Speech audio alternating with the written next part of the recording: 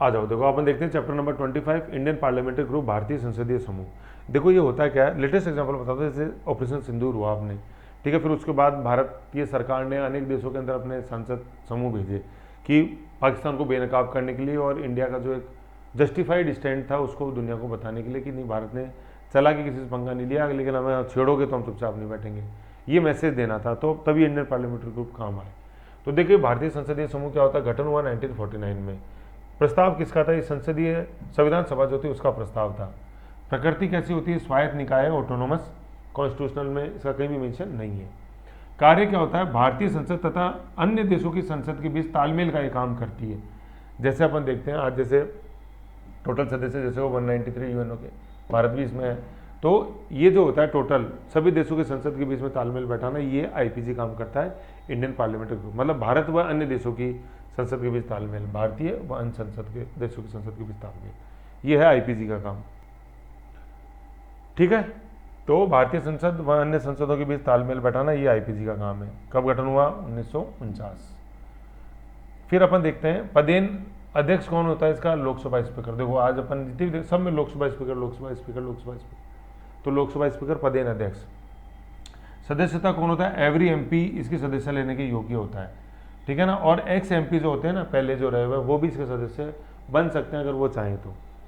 फिर पदेन उपाध्यक्ष कौन होता है, डिप्टी स्पीकर लोकसभा का। तो मतलब पदेन अध्यक्ष भी लोकसभा का स्पीकर और पदेन उपाध्यक्ष भी लोकसभा का डिप्टी स्पीकर, मतलब अध्यक्ष और उपाध्यक्ष में लोकसभा की ही चलती है।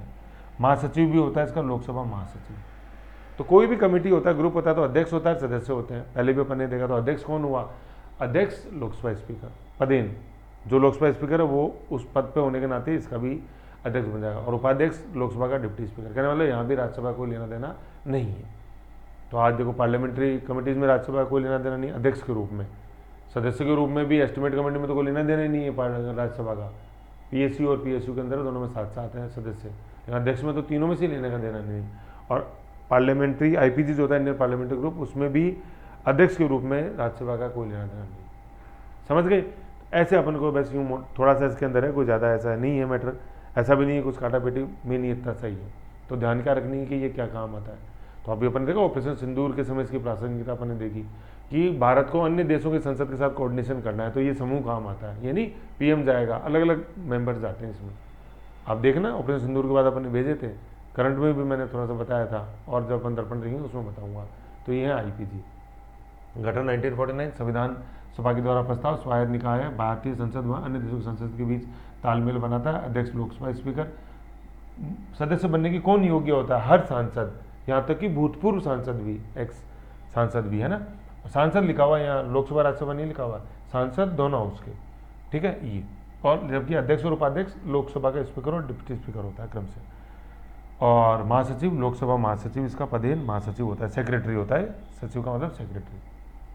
ऐसे ही अपना चैप्टर नंबर 25 था, शॉर्ट एंड स्वीट। बिल्कुल साइंटिफिक मैंने रखने की कोशिश करी है, ना इसको इजी करके बिल्कुल बिगाड़ दिया है, ना टफ करके, ना बिल्कुल ही बिगाड़ दिया, किसी तरह से नहीं बिगाड़ा, बिल्कुल साइंटिफिक तरीके से आपके सामने है। अब बारी है आपकी, इसको कैसे अपन डाइजेस्ट करते हैं। डाइजेस्ट होएगा क्वेश्चन देखने से, बार बार मैं कहता हूँ। तो क्वेश्चन देखो, आगे बढ़ो, नेक्स्ट चैप्टर के साथ अपन जल्दी मिलते हैं।